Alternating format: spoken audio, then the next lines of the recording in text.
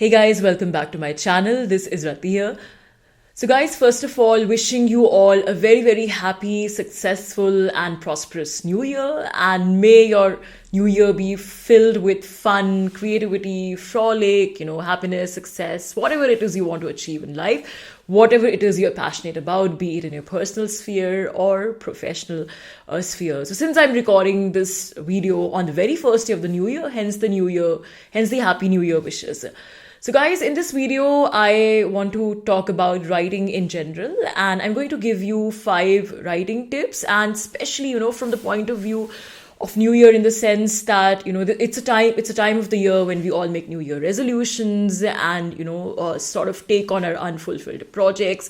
And especially when it comes to writing, those of us who are struggling to improve our writing skills and are at the beginner stage of writing, this is the point of, this is that time of the year when we are trying to reorient ourselves, and trying to give ourselves some goals and trying to inspire us to write better. So 5 writing tips for New Year, how to improve your writing skills. Let's begin. So the first writing tip that I would give you is to maintain a writing routine.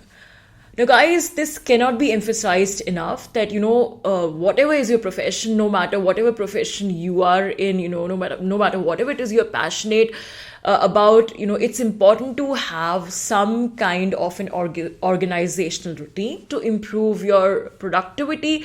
Otherwise things just fall apart and everything just falls flat on its face, no matter how hardworking you are, no matter how passionate you are about your profession, career, whatever. You need to have a routine, and the same applies for writing.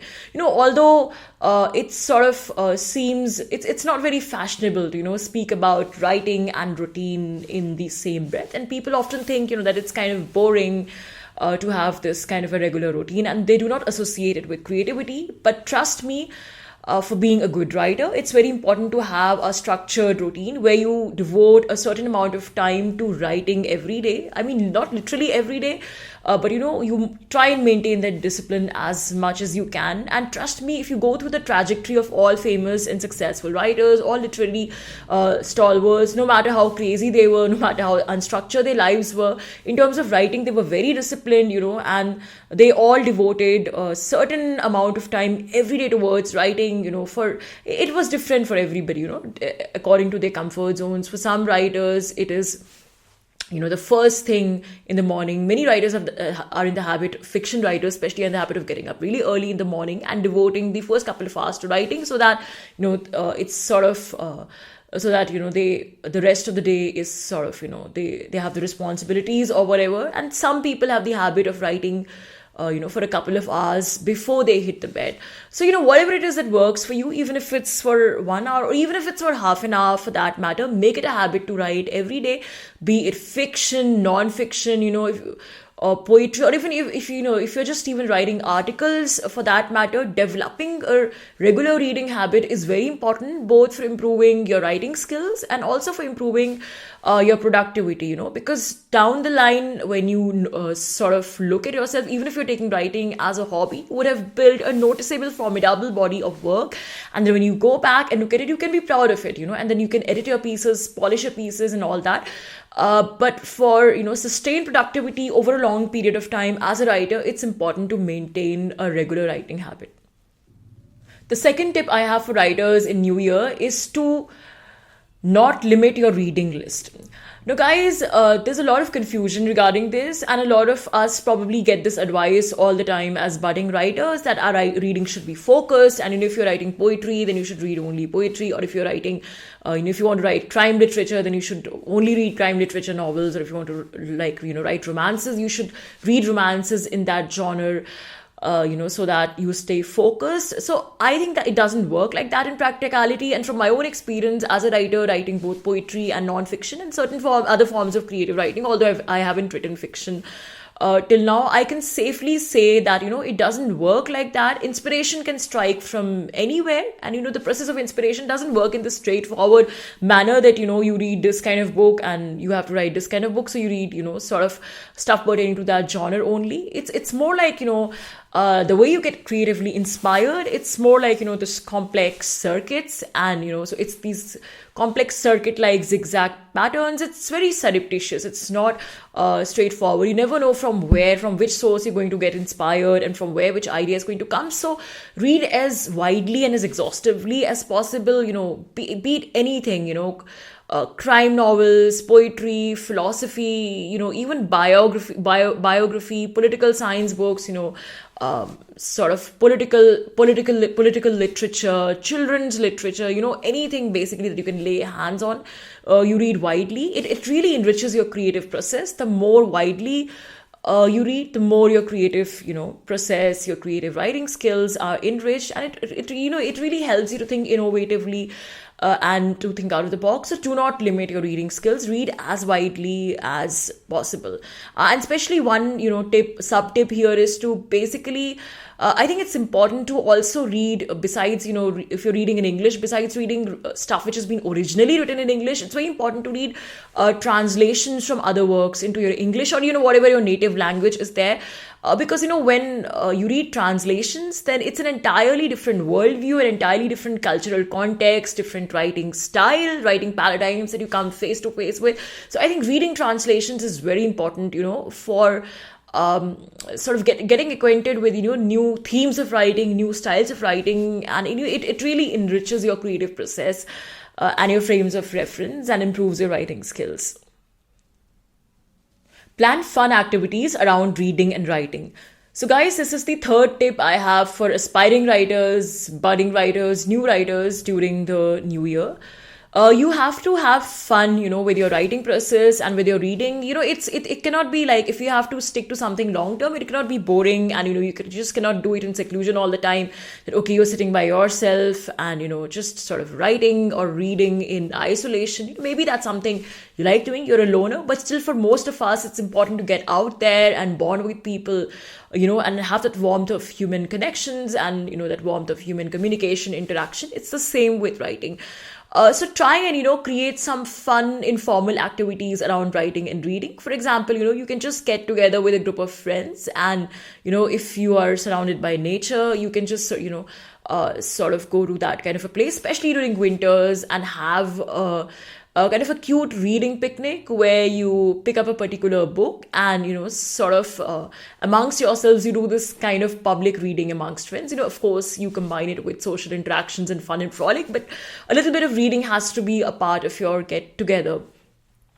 So, it's something which will obviously sort of motivate you towards reading more and more, but at the same time, it wouldn't be boring and a secluded activity. It would be fun. So very good for people who have struggles with reading, or, even you can have informal or semi-formal writing get-togethers where you give each other writing prompts, and, meet in the open, and meet with a group of friends or a group of aspiring writers, and, exchange writing prompts, and kind of come up with something goofy and funny on the spot.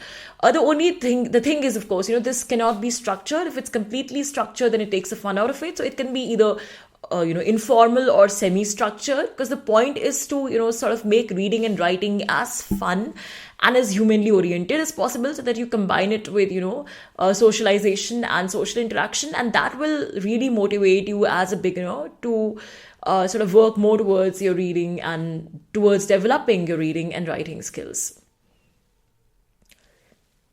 Blogging for fun.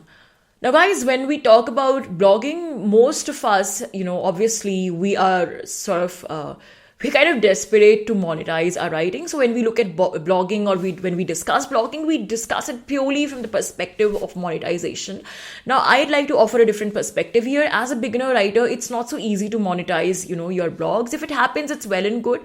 But I would say that, you should use blogging rather to improve your writing skills, and, just do blogging for fun. Trust me, it will really help you, to hone your writing skills if you take the monetization part out of the window, at least initially, and just blog for fun, write about stuff you feel passionately about, write funny stuff, write goofy stuff, or even dark stuff, whatever it is that moves you. And do not, worry so much about grammar, or, not even about grammar or anything. Just care about the basic expression. A blog is the kind of place, where you actually have a lot of freedom to experiment, and nobody is really judging you. There's no examination, and you're self-publishing your writing. So I think you should really take advantage out of it, and not really sort of make it into this very big, project of prestige, but rather use it to, to have fun. It's important, for you to grow in any hobby. It's important to have fun at it first. If you're singing, then you have to have fun with the music initially, and not think so much about, how besura you are or how surreal you are. So that's how it works with writing as well. You just have to have fun while writing. There are many avenues, of course, these days. You can do the usual WordPress blogs, but also, there are many other new platforms now which are much more user friendly.